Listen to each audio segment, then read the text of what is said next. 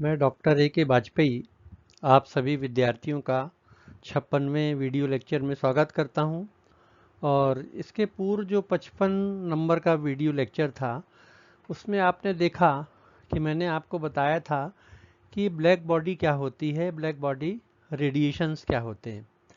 आज हम बात करेंगे कि ब्लैक बॉडी रेडिएशन से संबंधित कौन कौन से ऐसे 3 नियम हैं जो ब्लैक बॉडी रेडिएशन के जो प्रयोग किए गए थे उनके परिणामों को समझा पाते हैं कि नहीं। ये बात हम देखेंगे इस वीडियो लेक्चर में। तो आइए इस वीडियो लेक्चर को हम प्रारंभ करते हैं। मुख्य रूप से डेफिनेशन थोड़ा सा रिवाइज किया है पुराना definition of black body. Black body क्या है, उसके एक्सपेरिमेंट जो किए गए थे वो क्या थे, ब्लैक बॉडी रेडिएशन एक्सपेरिमेंट, और कौन कौन से जो नियम हैं ब्लैक बॉडी रेडिएशन एक्सपेरिमेंट्स के रिजल्ट्स को समझाने के लिए विभिन्न वैज्ञानिकों के द्वारा दिए गए। Stefan Boltzmann law, Wien displacement law और रैले जीन्स लॉ, और आखिरी में क्या निष्कर्ष निकलता है। आपको मालूम है, जैसा पहले ही मैंने बताया था आपको पुराने वीडियो लेक्चर में जो इसके पूर्व था, कि ब्लैक बॉडी का मतलब होता है जो परफेक्ट एब्जॉर्बर हो और एमिटर हो। परफेक्ट एब्जॉर्बर मतलब कोई भी लाइट, कितनी भी लाइट उस पर पड़ेगी, सारी की सारी लाइट एब्जॉर्ब हो जाएगी, और उसी तरह से जितनी भी एब्जॉर्ब लाइट है या रेडिएशन है वो सारे के सारे वो बॉडी एमिट भी कर सकती है अगर उसको हाई टेम्परेचर तक अपन गर्म करते हैं।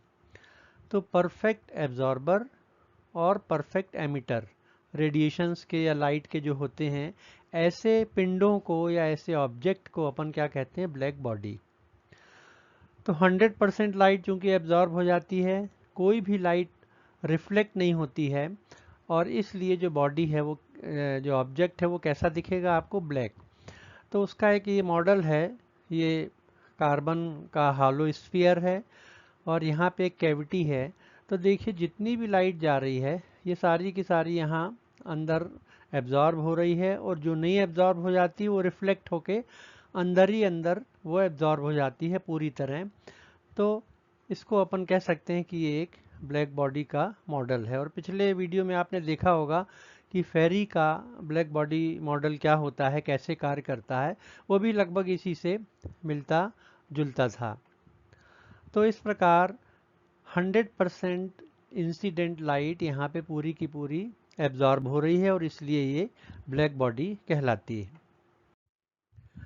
अब ब्लैक बॉडी को जब अपन गर्म करते हैं तो देखिए क्या होता है। ब्लैक बॉडी में यहाँ पे एब्जॉर्ब एनर्जी है या रेडिएशन है, और इसको अगर किसी टेम्परेचर टी तक अपन गर्म करें तो क्या होता है, यहाँ से जो रेडिएशन एब्जॉर्ब हो गए थे वो अलग अलग वेवलेंथ वाली रेडिएशन या लाइट के रूप में बाहर निकलते हैं। या रेडिएशन क्या है, रेडिएशन भी एक्चुअली एनर्जी है।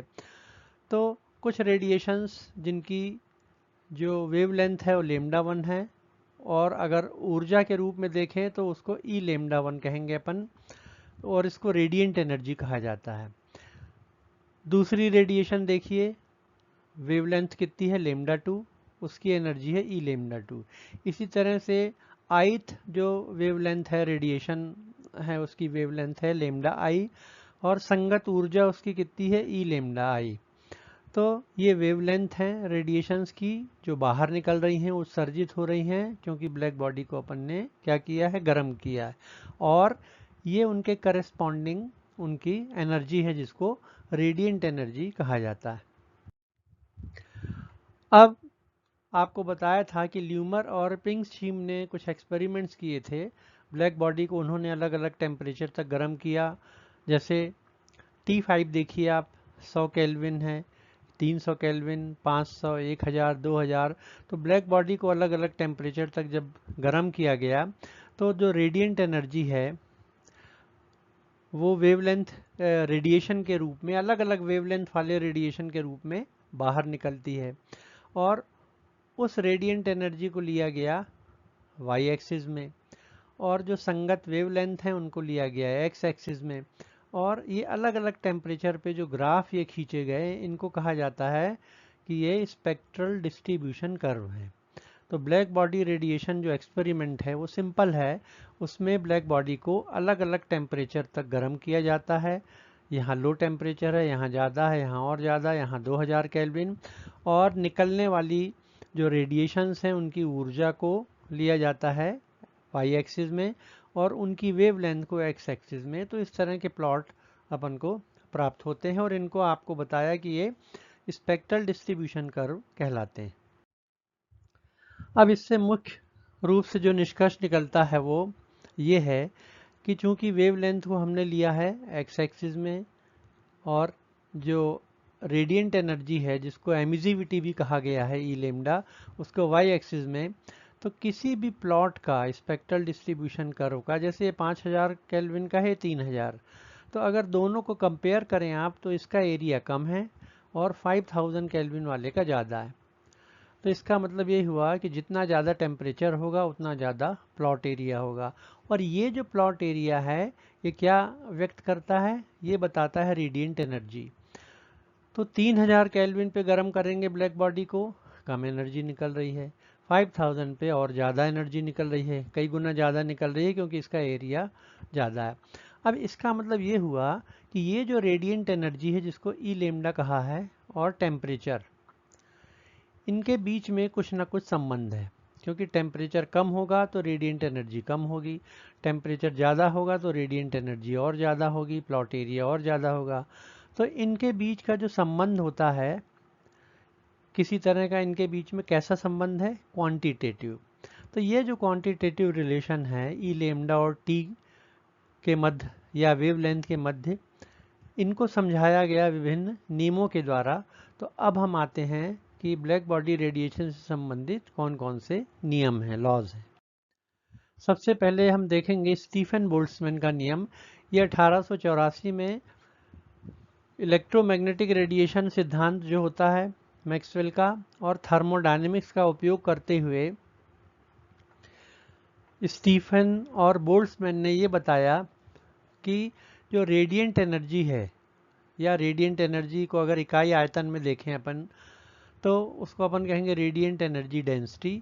ये जो रेडिएंट एनर्जी डेंसिटी है या रेडिएंट एनर्जी है ये ब्लैक बॉडी के टेम्परेचर के 4th पावर के साथ, मतलब T4 के साथ ये वेरी करती है या प्रोपोर्शनल होती है। तो सीधे सीधे शब्दों में अगर कहें तो E lambda is proportional to T4। और इसको आगे उन्होंने और थोड़ा सा उसको डिराइव किया और उन्होंने बताया कि E lambda equals to 4 rho upon C, ये होता है इसका पूरा जो प्रोपोर्शनलिटी का साइन हटा के अपन जब रखते हैं तो ये इक्वल्स टू ये आता है। यहाँ पे 4 कांस्टेंट है, ये भी कांस्टेंट है और इसको स्टीफन कांस्टेंट कहा जाता है। इसको सिग्मा को स्टीफन कांस्टेंट कहते हैं, सी लाइट की वेलोसिटी है और ये इसकी वैल्यू स्टीफन कांस्टेंट की उन्होंने प्रयोग के द्वारा निकाली।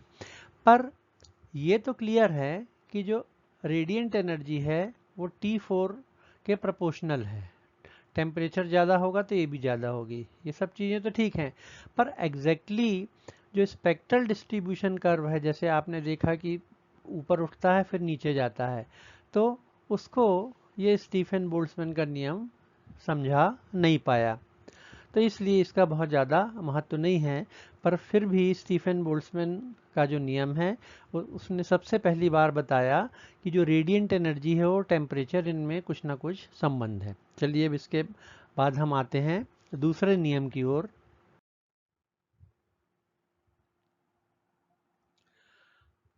अब देखिए यहाँ पे ये रेडिएंट एनर्जी, यहाँ पे ई लेमडा है। सेकेंड पॉइंट में कहा गया है कि radiant energy lambda emitted by the black body is proportional to 5th power. मतलब जो रेडिएंट एनर्जी है वो किसके प्रोपोर्शनल है, वो T⁵ के प्रोपोर्शनल है। तो इसको 5th पावर लॉ भी कहा जाता है। तो टेम्परेचर ज़्यादा होगा, रेडिएंट एनर्जी भी ज़्यादा होगी। तो पहला जो नियम है वो क्या बताता है कि लेमडा और टी के बीच कैसा रिलेशन है, इन्वर्सली प्रोपोर्शनल। और ये वाला जो सेकंड पॉइंट है वो क्या बताता है कि ई लेमडा और टी के बीच में कैसा रिलेशन है, 5th पावर के बीच में प्रोपोर्शनल। तो एक इन्वर्सली प्रोपोर्शनल रिलेशन है लेमडा और टी के बीच में और एक ई लेमडा और टी के बीच में डायरेक्ट रिलेशन है या प्रोपोर्शनल रिलेशन है। तो इन दोनों को नियमों को अपन क्या कर सकते हैं, इनको जोड़ सकते हैं, इनको अपन कंबाइन कर सकते हैं। अब यहाँ पे देखिए lambda is proportional to 1/t। Lambda ये पहला इक्वेशन हो गया। अब आप क्या करिए, इनका फिफ्थ पावर कर लीजिए, तो लेमडा 5 हो जाएगा, ये t5 हो जाएगा। ये इक्वेशन नंबर 2 हो गया। परंतु अभी हमने ये देखा कि जो ई लेमडा है वो टी रेज टू पावर फी के प्रोपोर्शनल है, टी रेज टू पावर 5 के प्रोपोर्शनल है। तो ये हो गया इक्वेशन नंबर 3। अब इसका अर्थ ये हुआ कि T5 की जगह अपन क्या रख सकते हैं, 1/λ5। तो यहाँ 1/λ5 रख दीजिए, लेमडा 5 को यहाँ ले आइए, तो E lambda into lambda 5 equals to constant. ये इक्वेशन नंबर 4 हो गया। तो वीन्स ने ऐसा सपोज किया कि ये जो वैल्यू है रेडिएंट एनर्जी और वेवलेंथ की रेज टू पावर 5, ये लेमडा टी का क्या होना चाहिए, फंक्शन होना चाहिए। तो उन्होंने ये इक्वेशन दिया कि ई लेमडा लेमडा 5, इसको लेफ्ट हैंड साइड में देखिए ऐसे लिखा हुआ इक्वल्स टू ए, चूंकि लेमडा टी का फंक्शन है तो यहाँ पे लिखा अपन ने ए एफ टी। यहाँ पे ए एक कांस्टेंट है और एफ जो है उसका जो नेचर है फंक्शन का वो अज्ञात है। तो E lambda into lambda 5 equals to A F lambda T, यहाँ ए कांस्टेंट, या लेमडा 5 को यहाँ ले आइए तो थोड़ा सा इक्वेशन इजी हो जाएगा, सरल हो जाएगा कि E lambda equals to A lambda raise to power -5, इसको यहाँ ले आएंगे तो -5 हो गया एफ लेमडा टी। अब इस एफ का जो नेचर है वो किस तरह का फंक्शन है, वो लॉग है कि एक्सपोनेंशियल है कि क्या है, ये अज्ञात था। इसलिए ये इक्वेशन स्पेक्ट्रल डिस्ट्रीब्यूशन कर्व का में ई लेमडा का वितरण कैसे होता है अलग अलग वेवलेंथ में, उसको ये समझा नहीं पाता। वीन ने बाद में क्या किया, कुछ एज्यूम्शंस उसने की। उन्होंने बताया कि जो ब्लैक बॉडी है वो हॉलो स्फीयर होती है, एक हॉलो वेजल होती है और उसमें गैस भरी रहती है। और ये गैस क्या करती है, जो हीट को या रेडिएशन को एब्जॉर्ब करती है और एमिट करती है, उनको बाहर निकालती है अलग अलग वेवलेंथ के रूप में। फिर दूसरा उन्होंने बताया कि प्रत्येक मॉलिक्यूल एक स्पेसिफिक वेवलेंथ की ही लाइट को बाहर निकालता है या एमिट करता है।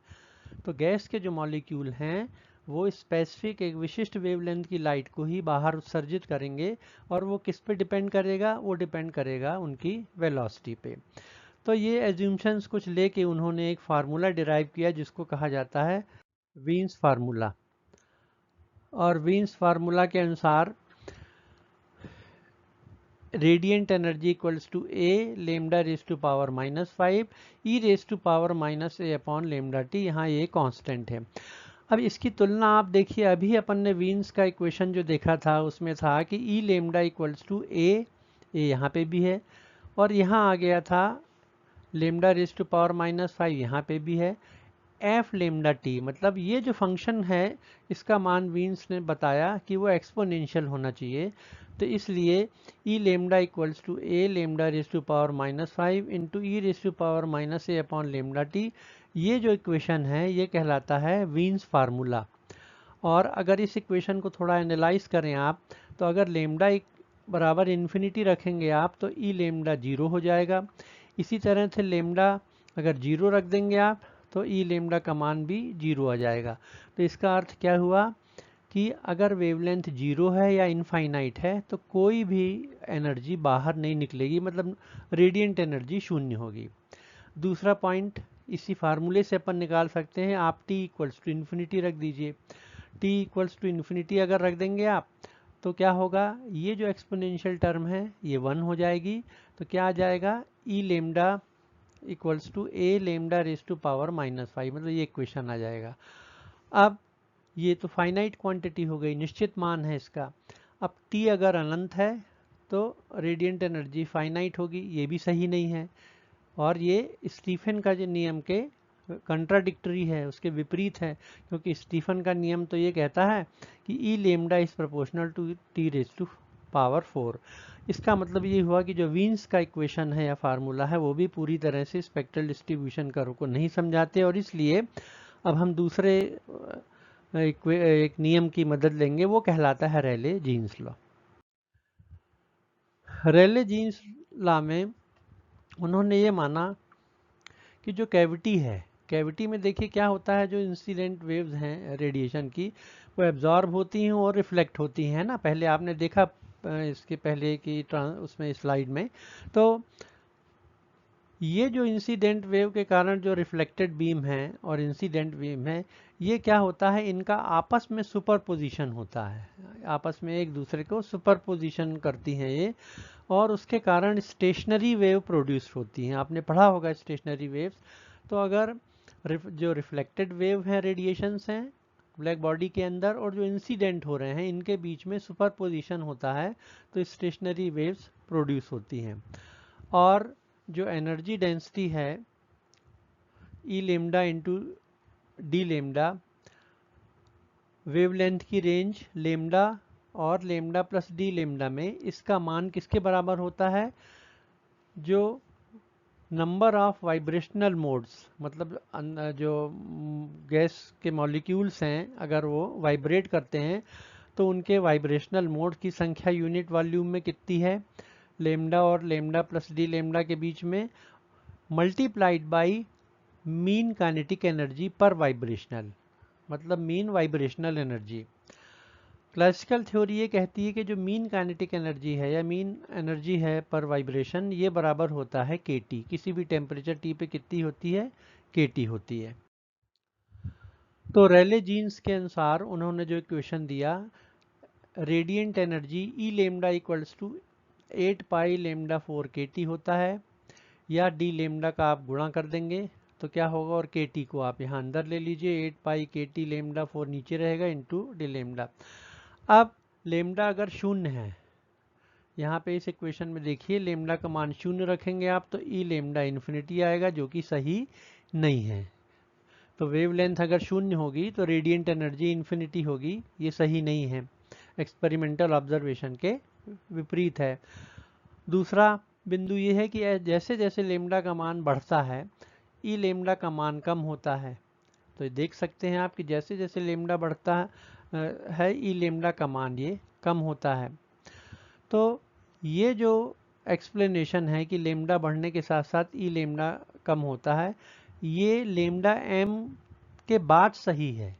मतलब जो ये जो स्पेक्ट्रल डिस्ट्रीब्यूशन कर्व है, इसका जो लेटर बाद वाला पोर्शन है उसको तो ये समझा देता है, पर ये वाला जो पोर्शन है कि लेमडा बढ़ने के साथ साथ ई लेमडा भी बढ़ेगा, रेडिएंट एनर्जी भी बढ़ेगी, ये जीन्स रेले जीन्स के इक्वेशन से अपन नहीं समझा पाते। तो अब अगर वीन्स इक्वेशन और रेले जीन्स इक्वेशन को देखें अपन, तो जो शुरू का पोर्शन है कि जैसे जैसे लेमडा बढ़ेगा ई लेमडा भी बढ़ेगा, ये कहता है वीन्स लॉ। और जैसे जैसे लेमडा बढ़ेगा ई लेमडा कम होगा, ये कहलाता है रेले जीन्स लॉ। तो इसका अर्थ ये हुआ कि इस स्पेक्ट्रल डिस्ट्रीब्यूशन कर्व का आधा जो भाग है वो वीन्स लॉ से समझाते हैं अपन, या वीन्स लॉ उसको समझा सकता है, और आगे लेमडा एम के बाद का जो पोर्शन है वो रेले जीन्स लॉ समझा सकता है। तो ये सारे के सारे जो एक्सप्लेनेशन है, चूंकि वो क्लासिकल मैकेनिक्स पे आधारित थे, तो क्वांटम थ्योरी की कोई भी इसमें अपन ने इस मदद नहीं ली, इसलिए अपन कह सकते हैं कि जो ब्लैक बॉडी रेडिएशन है या उसके रिजल्ट्स हैं या उसके रेडिएशन एक्सपेरिमेंट्स के रिजल्ट्स हैं, तो उनको क्लासिकल मैकेनिक्स की सहायता से समझाया नहीं जा सकता। Thank you so much. और नेक्स्ट जो अपना लेक्चर होगा वो होगा कॉम्पटन इफेक्ट के ऊपर। थैंक यू सो मच, और आप इस चैनल को सब्सक्राइब कीजिएगा और शेयर भी कीजिएगा इन वीडियो लेक्चर्स को।